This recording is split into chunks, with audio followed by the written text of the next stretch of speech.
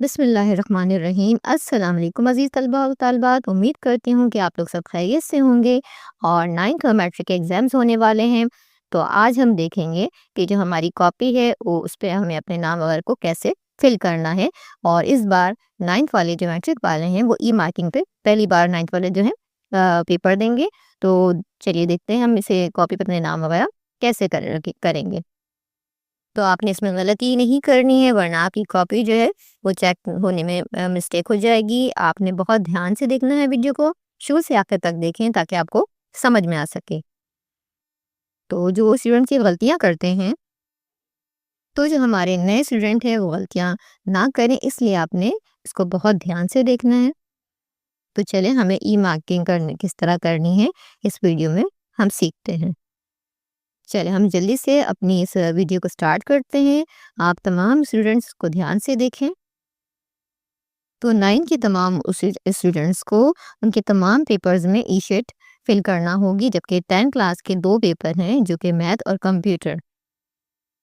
तो कंप्यूटर वाले उनको ई-मार्किंग वाले शीट मिलेगी। तो यहाँ पे आप सबसे पहले आप देखेंगे अपनी कॉपी पे एग्ज़ाम्स लिखा हुआ है और साइड में आप देखेंगे ऊपर सबसे ऊपर यहाँ पे जो है आपकी कॉपी पे बारकोड भी है, नज़र आ रहा होगा आपको। और यहाँ पे जो पहला लिखा हुआ है कि फर्स्ट एनुअल, तो अब वहाँ पे आपने इस सर्कल को पूरा फिल करना है, 100% फिल करना है, इसमें डॉट नहीं डालना, टिक मार्क नहीं करना। और जहाँ सेकंड एनुअल लिखा है वहाँ पे जहाँ आपको सेकंड नज़र आ रहा है एनुअल, जो सप्ली के पेपर दे रहे हैं वो उसको 100% मार्कर से फिल करेंगे। फिर आप आगे देखेंगे कि इसमें क्लास लिखा हुआ है कॉपी पे आपके, तो उसमें एसएससी 1 ये जो है 9th क्लास वाले फिल करेंगे और एसएससी पार्ट जो 2 लिखा हुआ है ये मैट्रिक वाले करेंगे।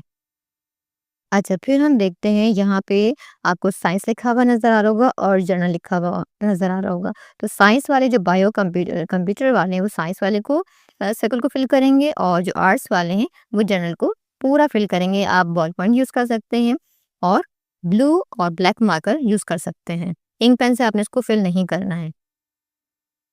फिर आपने यहाँ पे लिखी हुई है डेट, आपने डे लिखना है, मंथ लिखना है और इसी तरह आपने इसको फिल कर देना है और ईयर लिखना है। जिस दिन आपको जिस चीज़ का पेपर है वही वाला आपने यहाँ पे डे लिखना है। फिर नीचे सब्जेक्ट नज़र आ रहा होगा आपको। आपने जो बॉक्स बने हुए हैं उस बॉक्स से बाहर नहीं लिखना, उसके बिल्कुल अंदर लिखना है। कैपिटल लेटर में साफ-साफ लिखें, क्योंकि सारी कंप्यूटर से चेक होंगे आपके पेपर और इसको आपने बहुत ध्यान से फिल करना है। फिर नीचे आपके जो आपका एग्ज़ाम सेंटर है उसका नाम लिखना है, जो कि आपको डेटशीट एडमिट कार्ड पे मिल चुका होगा, वो नाम आपने उसको भी साफ-साफ कैपिटल लेटर में इसके अंदर लिखना है। फिर आप आगे देखेंगे 2 बॉक्सेस नज़र आ रहे होंगे आपको। एक पे लिखा हुआ है स्टूडेंट सिग्नेचर, वहाँ पे आपने साइन करना है। फिर नीचे जो है जो आपके पेपर जो ले रहे होंगे, तो वहाँ पे जो नीचे लिखा हुआ है वो है इन्विजिलेटर सिग्नेचर, तो वहाँ पे वो लोग साइन करेंगे। स्टूडेंट ने आपको ऊपर सिग्नेचर करना है। फिर हम नीचे की तरफ आते हैं तो आपको यहाँ पे नज़र आएगा 2 कॉलम बने हुए हैं, एक पे रोल नंबर और एक पे पेपर कोड बना हुआ है। अब जैसे यहाँ पे मैंने आपको आपने ऊपर देखा होगा कि डेट में 14 लिख दिया, 14 को अगर पेपर है, 4 मंथ लिख दिया, 2026 लिख दिया, केमिस्ट्री लिख दिया यहाँ पे। अब आपने यहाँ देखा रोल नंबर में 3, 2, 4, 7 से 5, 9 अगर रोल नंबर है, तो यहाँ पे आप बिल्कुल कॉलम के साथ आते जाएँगे और उसको जहाँ पे 3 लिखा है वहाँ पे फिल कर देंगे। पूरा फिल करना है आपने, इसको टिक मार्क नहीं करना, क्रॉस भी नहीं करना, वरना इसको सही नहीं माना जाएगा और फिर आपको इसका नुकसान होगा। फिर अगले आप देखेंगे कि पेपर कोड पे यहाँ पे ए, बी, डी, एफ, सी, ये मैंने ऐसे ही आपको दिखाने के लिए बताया है। इस तरह करेंगे और इसको भी हम बिल्कुल इसी तरह जहाँ-जहाँ पे लिखे हुए होंगे ए, जहाँ बी लिखा है, उसको पूरे उस सर्कल को पूरा-पूरा हमें फिल करना होगा। पेपर कोड जो है वो आपके वहाँ जो भी खड़े हुए होंगे वो आपकी हेल्प करेंगे। तो आप ABCD जो भी कुछ है वो आप अपना इसमें पेपर उस कोड में फिल कर लीजिएगा। उसी सर्कल को कंप्लीटली फिल करना होगा। फिर एक पेज है जहाँ पे आपको कुछ इंस्ट्रक्शंस दी गई हैं, उनको लाज़मी आप पढ़ लें। और 15 यहाँ पे पहले ही पॉइंट आपको बता रहे हैं कि आपको जो कॉपी है ना, वो इम्तिहान शुरू होने से 15 मिनट पहले दी जाएगी, ताकि आप अपने एडमिट कार्ड की मदद से सही मालूमात लिख सकें। और आपने बहुत ध्यान से सारा कुछ फिल करना है, कोई गलती नहीं करनी है इसमें। फिर दूसरा पॉइंट आप यहाँ देख लेंगे, स्याह या नीले रंग का जो पॉइंटर होता है ना, या बॉल पॉइंट इस्तेमाल करेंगे आप। और किसी खाके ग्राफ के लिए पेंसिल इस्तेमाल कर सकते हैं, जैसे कि साइंस है उसमें कोई डायग्राम है तो उसके लिए आपने पेंसिल आप यूज़ कर सकते हैं। बाकी सर्कल को फिल करने के लिए जैसे कभी आप फिल इन द ब्लैंक्स है आपकी एमसीक्यूज़ वाला जो है, वहाँ आपको 2 सही लग रहे हैं कि एक ये भी ठीक लग रहा है, ये भी ठीक लग रहा है, एक मैं ये भी दोनों को फिल कर देता हूँ, तो इस तरह वो दोनों गलत मान लिए जाएँगे। आपने कोई भी एक सही सेलेक्ट करके उसको अपने पॉइंटर की मदद से उस सर्कल को फिल करना है। आप दोनों को नहीं आपको शक हो रहा है कि ये भी ठीक है, ये भी ठीक है, मैं इसको दोनों को फिल कर दूँ, ऐसा नहीं करना है। तो यहाँ तीसरा पॉइंट आप देखेंगे जो जो आपको कॉपी मिलेगी ना जवाबी कॉपी, उसके ऊपरी हिस्से में आपको यहाँ पे रोल नंबर, तारीख, महीना, साल, इम्तिहान का नाम, फिर मज़मून और इम्तिहानी मरकज़ का नाम वाज़ेह हरूफ़ के साथ लिखना है, कैपिटल लेटर में लिखना है, इस बात का ध्यान रखिएगा गलती की गुंजाइश ना हो।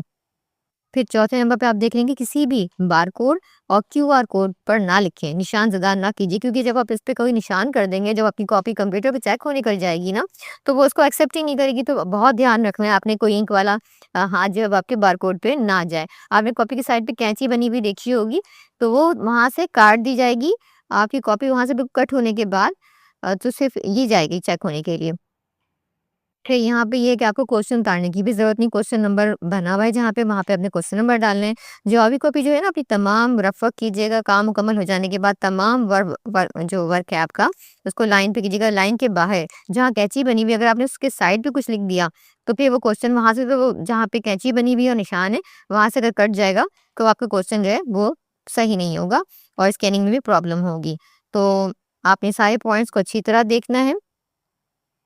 फिर आपने देखना है कि जब आपका पेपर शुरू होने से पहले आपको जो कॉपी मिली है उसका पहले सफ़े से और आखिरी सफ़े तक आपने अच्छी तरह देखना है। अगर इसमें प्रिंटिंग की कोई गलती या ख़राबी है या कुछ और फटा हुआ है या इस्तेमाल काबिल नहीं तो उसको वापस कर देंगे और आपने नई कॉपी लेना है क्योंकि ये सारी स्कैनिंग में प्रॉब्लम करेंगे। अगर आपकी कॉपी में कोई थोड़ी भी मिस्टेक होगी ना तो स्कैनिंग में प्रॉब्लम होगी। अपने जवाबात को दी गई कॉपी में लिखना है, अपने सफ़ात की दोनों तरफ को इस्तेमाल कीजिए यानी कि लाइन डाल के आपने करना है काम। ये नहीं कि आप कैंची वाले हिस्से पे कर रहे हो। हर सवाल के नया सवाल इस्तेमाल कीजिए जो आपको बी सेक्शन का जो क्वेश्चन है उसके लिए 1 पेज दिया जाएगा और आप जिसका सवाल का जवाब दे रहे हैं उसका नंबर दिए गए बॉक्स में लिखिए और दायरे में मार्क कीजिए। वो आगे मैं आपको दिखाती हूँ किस तरह करना है आपने। अब यहाँ पे आप देखें आपको यहाँ पे दिखाया जा रहा है करेक्ट मेथड ऑफ शेडिंग। आपने इस तरह नहीं करना, आपको यहाँ पे चॉइस दी गई है ए बी सी डी, तो आपने बिल्कुल सही फिल करना है सर्कल में ना। अब यहाँ नीचे की तरफ अगर आप आते हैं तो यहाँ पे रॉन्ग मेथड भी दिखा रहे हैं, उसमें कहीं पे डॉट डाल दिया, कहीं पे टिक कर दिया, तो इस तरह फिर आपका जो आंसर है वो सही नहीं माना जाएगा और उसको गलत ही आपका ये आंसर जो है वो गलत हो जाएगा। और आपने सर्कल को जब फिल करना है तो ध्यान रखना है उस सर्कल से आपकी इंक बाहर नहीं जानी चाहिए, डॉट नहीं डालें, क्रॉस ना डालें, तो वो भी नहीं माना जाएगा। सर्कल को पूरा ध्यान से फिल करना है आपने। इसी तरह आप नीचे देखेंगे एमसीक्यूज़ का है, तो जो भी आपका आंसर है ए, बी, सी, डी जो भी आंसर होगा ना, तो आपने उसको सर्कल को फिल कर देना है। आपको जो आप ठीक लग रहा हो, ये नहीं कि आप 2 में कर दें। जो आपको आंसर ठीक लग रहा हो, ए है, बी है, सी है या डी, उसको आपने पॉइंटर ये ब्लू, ब्लैक या बॉल पॉइंट की मदद से फिल करना है।